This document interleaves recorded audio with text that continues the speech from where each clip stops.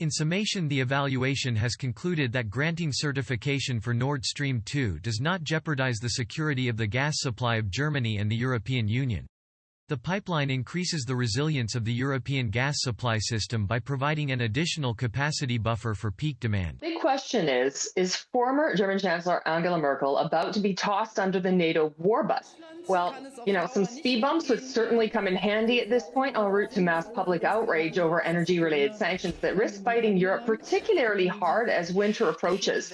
And now this newly declassified top-secret German security assessment of the Nord Stream 2 pipeline dating back to October 2021. So, as you say, just 4 months before everything popped off in Ukraine, and while Merkel was still Chancellor, concluded that, quote, the granting of certification of Nord Stream 2 does not jeopardize the security of gas supply in Germany and the European Union. In other words, no national security problems for Germany in doubling down on Russian gas. But critics are now blasting Merkel as the assessment and saying that she's being naive here, that the assessment was naive. Everybody was just naive and nobody woke up to it. So here's Merkel now defending her government's approach to Russia.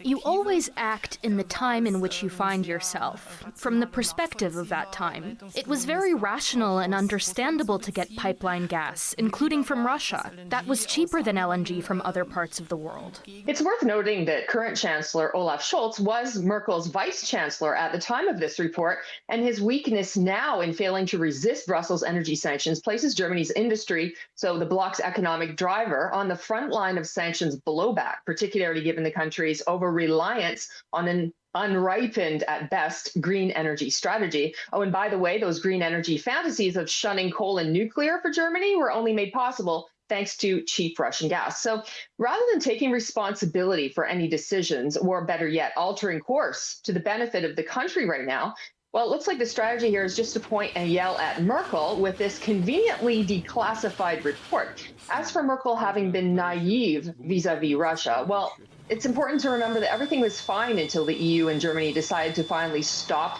resisting long-standing U.S. efforts to have Europe cut itself off from cheap Russian gas, with, quote, for Ukraine being apparently the magic words that finally sold Germany on its own economic and industrial suicide to the ultimate competitive benefit of Washington.